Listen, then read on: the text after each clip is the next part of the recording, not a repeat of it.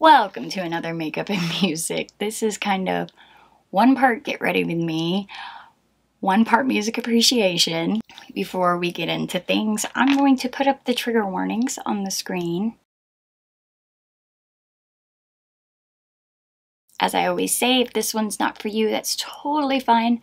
Protect your peace.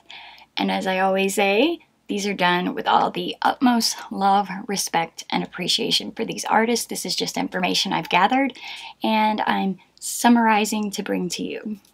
Today we are talking about the Queen of Soul, Aretha Franklin, and I hope you will hit the like button, subscribe if you're not a subscriber, and ring the little bell. And without anything further, let's jump into it. So Aretha Louise Franklin was born March 25th, 1942, making her an Aries. And I think I watch too much YouTube because every time I think about Aries, I think about Jenna and Julian during Aries season. But she was born to Barbara and Clarence Franklin, or CL as he was known, in Memphis, Tennessee, and she was born at the house. No hospital. She was born at her house, at this house. Her father was a Baptist minister and a circuit preacher, originally from Shelby, Mississippi, and her mother herself was an accomplished pianist and vocalist. Both Mr. and Mrs. Franklin had children from prior relationships, in addition to the 4 children that they had together. When Aretha was 2, the family relocated to Buffalo, New York, and by the time Aretha turned 5, C.L. Franklin had permanently relocated the family to Detroit. Now, the Franklins did not have a very good marriage, as Mr. Franklin was prone to stepping out, and there was some alleged domestic violence issues between them. And in 1948, they separated. So at the time, her mom returned to Buffalo with Aretha's half-brother, Vaughn. And after the separation, Aretha recalled seeing her mom in Buffalo during the summer, and her mom frequently visited the kids in Detroit. So she didn't just peace out. She was definitely involved in their lives. It's just that I'm sure being a single mother to all those kids would have been incredibly difficult. Unfortunately, Aretha's mother died of a heart attack on March 7th, 1952, right before Aretha's 10th birthday. Now, there is some speculation of some nefarious things. Some reports say that she was just weeks away from getting all her kids to come live with her. And the thing is, she was actually in a car accident, but it's said that her actual death resulted from a heart attack that she had during the accident, is the way I understand it. So there are some conspiracies around her death. I don't think we have any concrete information to prove one way or the other. So her death is listed as being the result of a heart attack. Now, several women, including Aretha's grandmother, Rachel, and one of my all-time favorite singers, Mahalia Jackson, took turns helping with the kids at the Franklin home. And it was during this time Aretha learned how to play piano by ear. Smokey Robinson said at 5 years old, Aretha was playing that piano and singing just like she was as an adult. She really had a gift. She attended public school in Detroit, and she went through her freshman year at Northern High School, but eventually she dropped out in her sophomore year. Now, Aretha actually became a mother for the first time when she was just 12 years old. She had a son, and she named him Clarence after her father. The father would only be discovered later. At first they said it was a boy from school, and later it was said that a man named Edward Jordan was the father. And just 2 years later, she would have another baby. The father again was Edward Jordan, and she named this baby Edward. Now, there are some theories around who the father was, including possibly her own father, Clarence. but we will go with Aretha's story for the purposes of this video. I am not a T channel. If you want to look into that, if you want to go down that rabbit hole, that's on you. I'm just going to report what Aretha has said. Both the children were given her last name, Franklin, and they were raised by her sister Emma and her grandma Rachel. And she did not like to talk about these pregnancies, so moving on. Now, despite his running around, philandering ways, Aretha's father, CL, was somewhat of a celebrity preacher. And as we know, being a preacher does not mean anything as far as character goes. It should, but everybody's human, everybody has their thing. He made a lot of money traveling around with some of the biggest names in gospel. He also became friends with the likes of Martin Luther King Jr., Jackie Wilson, and Sam Cooke. So Aretha grew up around some of the most amazing musicians and singers and just influential people. Not long after her mama's death, she began singing at New Bethel, where her father was the preacher. And by age 12, she was traveling around with CL and his gospel caravan singing. And she would actually get up and sing before CL preached. At 16, she went on tour with Dr. Martin Luther King Jr. and she would ultimately sing at his funeral. They were that close. After turning 18, Aretha confided in her father that she aspired to follow in Sam Cooke's footsteps and she wanted to cross over into secular music.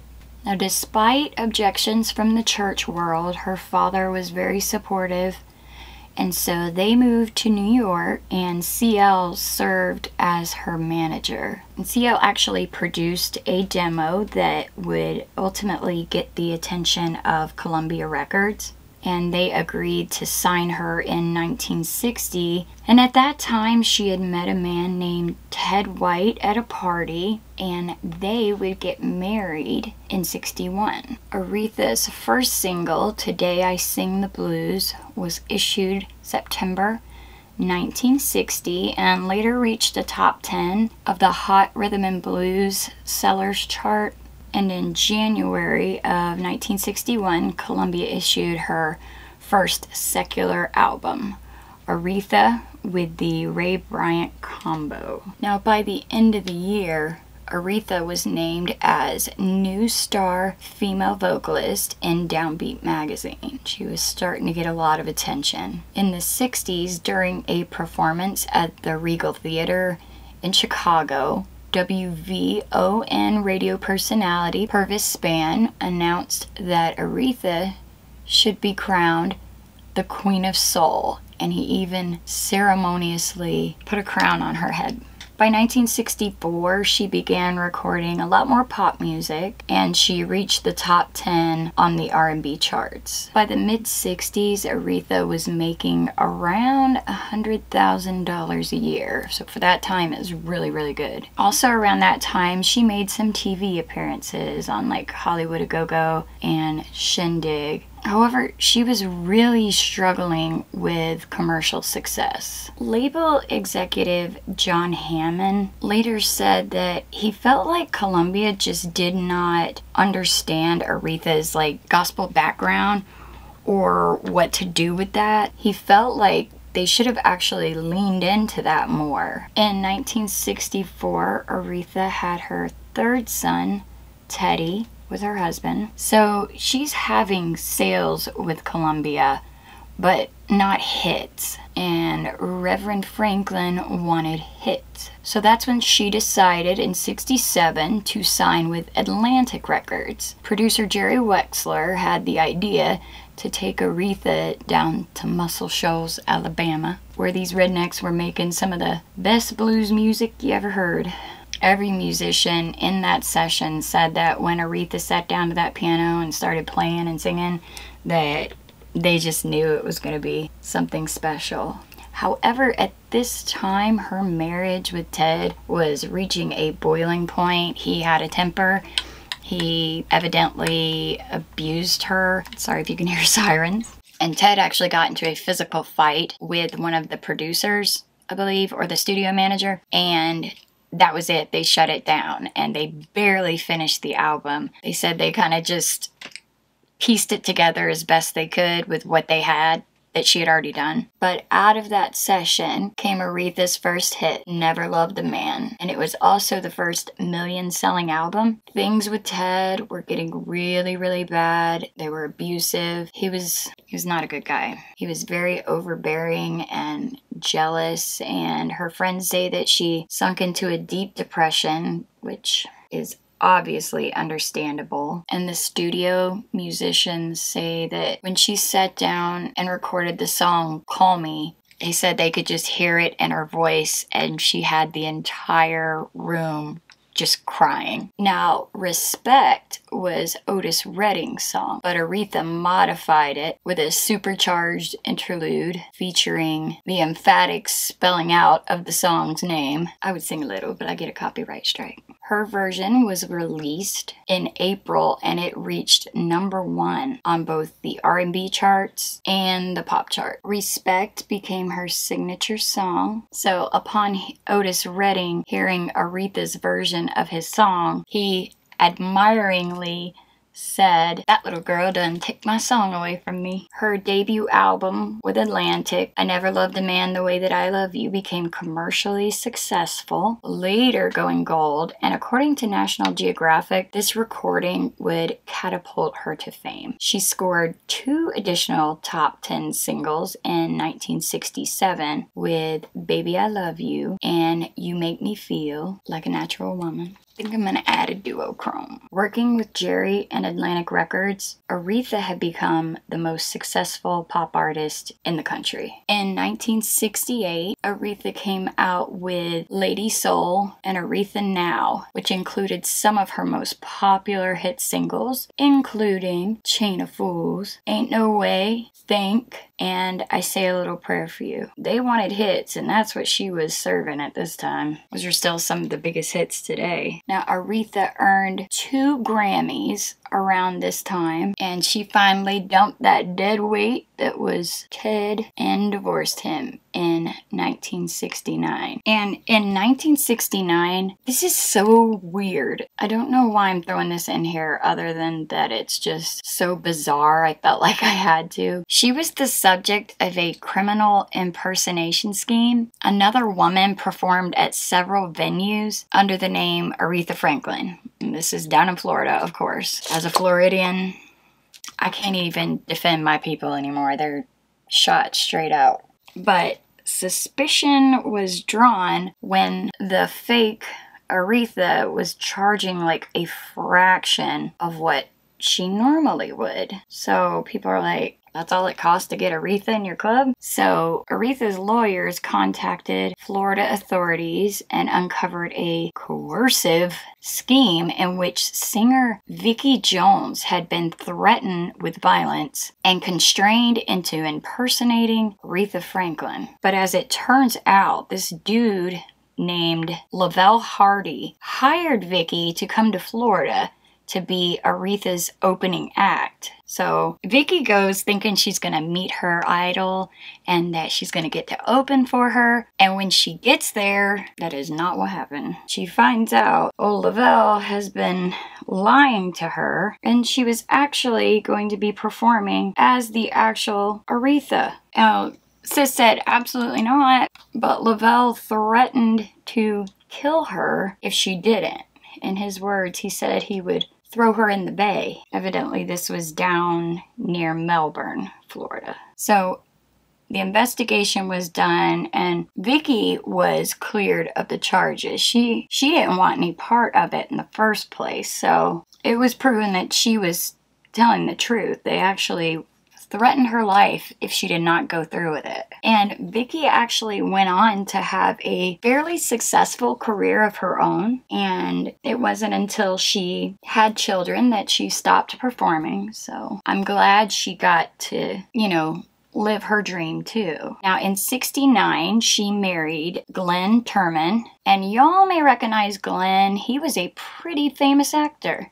He was on Peyton Place, and he was also a famous producer and actor. He produced some of my favorite shows from the 90s, Hanging with Mr. Cooper, A Different World, The Wayans Brothers. Now, her youngest son, Cakauf, I think is how it's pronounced, Cakauf Cunningham, was born in April 1970, and he's the child of her road manager, Ken Cunningham. So the math didn't add up for me, because she got married in 69 and she had her son in 70. So from what I could gather, she was pregnant when she married Glenn. I couldn't find that out. But she was always really private about her kids, which I totally understand. My 11-year-old does YouTube, but I mean, up until then, I didn't post a lot. Now, by the late 60s, early 70s, Aretha was the top female artist. She was churning out the hits. And in 1971, she became the first R&B artist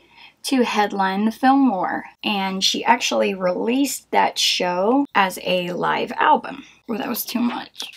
Too much. I'm trying to let my hair grow out, y'all, and I'm on the struggle bus. If anyone knows what that's like when you have a really short haircut and you're trying to let it grow out a little bit. So in 72, she returned to gospel and released Amazing Grace, a live album, and it sold more than 2 million copies, and it's still one of the best-selling gospel albums of all time. The live performance was filmed for a concert film directed by Sidney Pollack, but due to syncing problems and her own attempts to prevent the film's distribution after Hollywood refused to promote a dark-skinned black woman as a movie lead, the film's release was only realized all the way in 2018 by producer Alan Elliott. Hollywood trips about deep-skinned black women. I forgot how much I love this foundation. Now, in 1973, she was recording again, but she just could not seem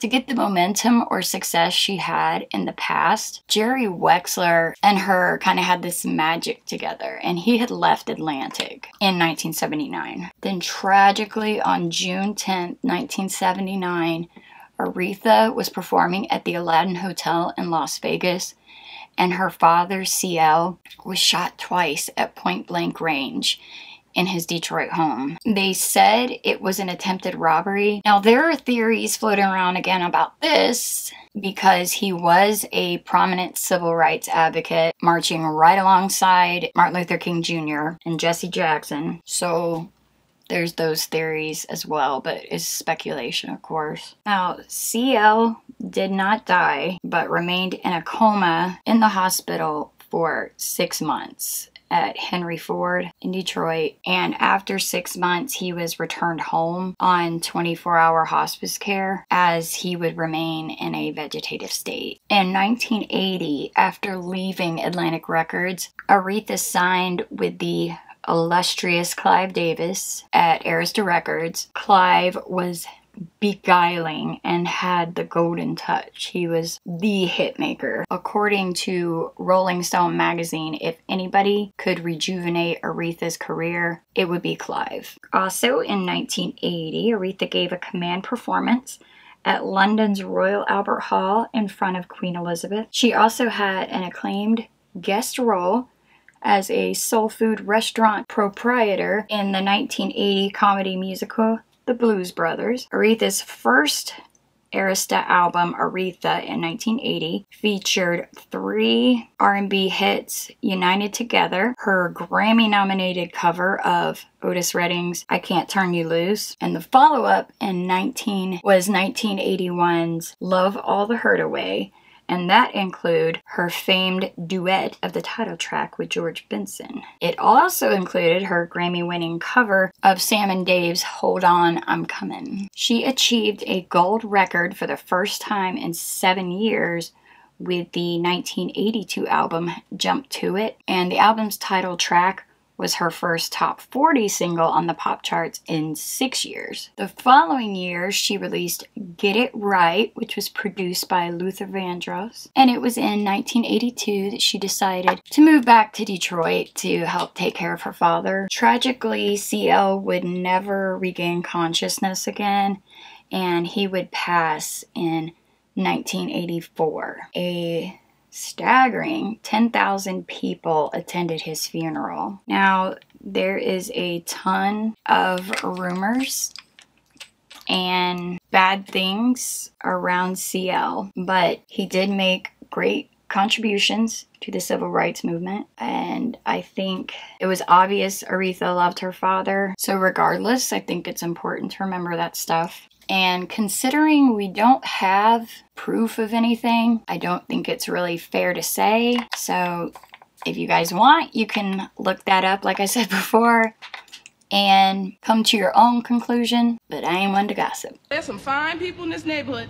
There's a lot of trash too, but I ain't one to gossip. Now, in 1985, inspired by a desire to have a younger sound in her music, Who's Zoomin' Who became her first Arista album to be certified platinum. The album sold well over 1 million copies, thanks to hits like Freeway of Love, the title track. The next year's Aretha album nearly matched this success with the hit singles Jumpin' Jack Flash, I Knew You Were Waiting for Me, her international #1 duet with George Michael, who may or may not be next in our series. In 1987, she issued her third gospel album, One Lord, One Faith, One Baptism, which was recorded at her late father's New Bethel Baptist Church, followed by Through the Storm in 1989. After 1988, she never really had hits again. The 1991 album, What You See Is What You Sweat,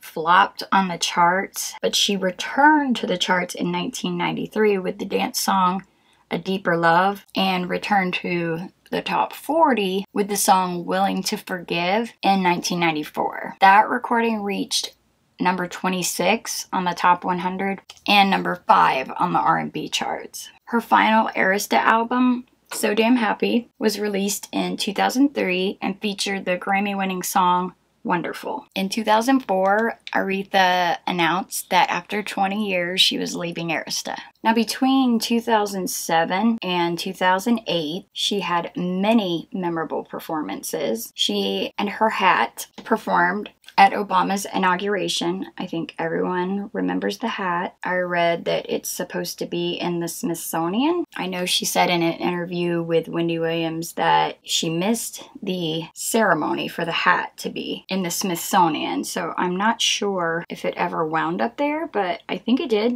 And I don't know about y'all, but if you go to church, every church mother was trying to have that hat made. She performed at the Kennedy Center Honors for Carole King, where she brought President Obama to tears. I'll try to link some of these videos. They're awesome to watch. She also performed with Aaron Neville, or Aaron Neville. Aaron. Where is Aaron right now? Aaron. At the Super Bowl. She had always struggled with her weight and had done some pretty unhealthy things to lose it, like many of us have done, crash diets, that sort of thing. So it was always up and down, up and down. And she also had a pretty vigorous smoking habit. She smoked cigarettes. And she even admitted that that was affecting her voice and her health in general. Now, going back to 2010, she canceled a number of shows, saying that she was having surgery for an undisclosed tumor. Discussing the surgery in 2011, she claimed the doctor told her it would add 15 to 20 years to her life. And at that time, she denied that it had anything to do with pancreatic cancer, because that's what people were reporting. Now, in May of 2013, she canceled some performances because of an undisclosed medical treatment. During a phone interview with the Associated Press in late August 2013, she stated that she had a miraculous recovery from her undisclosed illness, but still had to cancel some shows in accordance with her doctor's advice. She later returned to live performing, including a 2013 Christmas concert at Detroit's Motor City Casino Hotel, and she launched a multi-city tour in mid-2014, starting with a performance on June 14th in New York at Radio City Music Hall. In February 2017, she announced in an interview that 2017 would be her final year touring. However, she scheduled some 2018 concert dates before canceling them based on her physician's advice. On August 13th, 2018, Aretha was reported to be gravely ill at her home in Riverfront Towers in Detroit. She had been under hospice care and surrounded by friends and family. Stevie Wonder, Jesse Jackson,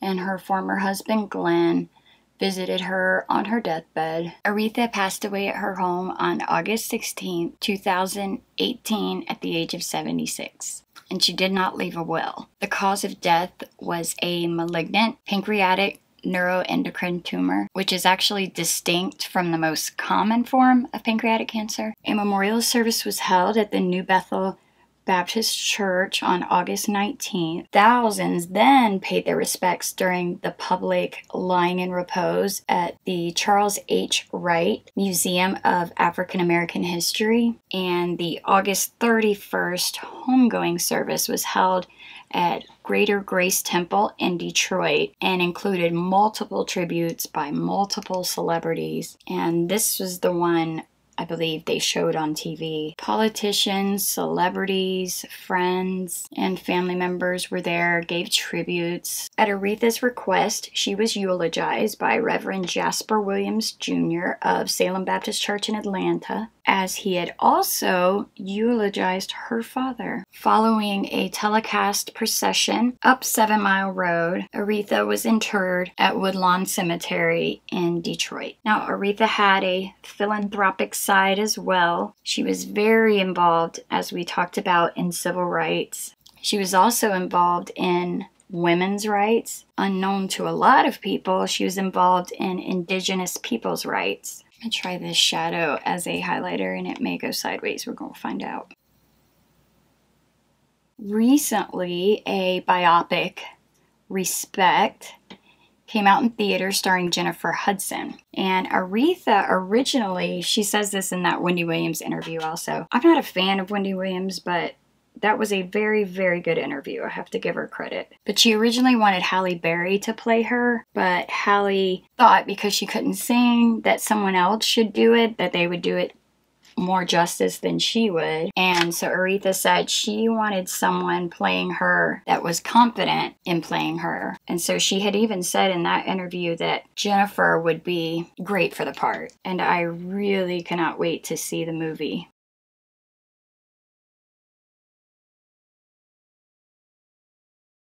I'm going to throw a lip on real quick and I'll be right back. Okay, so I threw on Sugar Pill Pillow Fight and a little bit of Fenty Diamond Milk. There seemed to be a lot of struggles and secrets around Aretha's life, but as a lot of us know, those things, for better or worse, make you who you are. And in Aretha's case, the ups and the downs of her life were reflected in her music. And I think that's why so many people love her and relate to her and her music. She was very down to earth. So Aretha's she's a legend. I mean, in the biggest sense of the word. I love her. She influenced my music and so many others, credit her with being one of the reasons why they started singing. So rest in peace, Aretha, and we love you. And there's a whole army of musicians and vocalists that you inspired and that hopefully proudly carry on your legacy. Well, that's another one down. I just want to thank you guys so much for being here. You really have no idea how much it means that almost 300 of you took the time to subscribe. Any of you really take the time to listen and watch and hear what I have to say. So I'm about to reach 300 and I want to do a giveaway. So don't forget to comment, subscribe if you're new, and if you're not new, sharing would help me so much. I love you all so much. I really enjoy doing these. It's therapeutic almost. if you would, keep my mom and my dad in your prayers. Going through COVID right now. My mom's in the hospital, so she's gonna be there a little longer, and we're just praying for a speedy recovery. Also, keep the suggestions coming for the makeup and music, and also any other videos you'd like to see. I'm gonna link some coming up in the end screen, and if you're new, check out some of the other videos. I would really appreciate it. Don't forget to take care of yourself and also take care of each other, because we need it right now. So I will see you back here again in a couple days, hopefully, and I love you so much. You girls keep me young. Oh, I love you so much.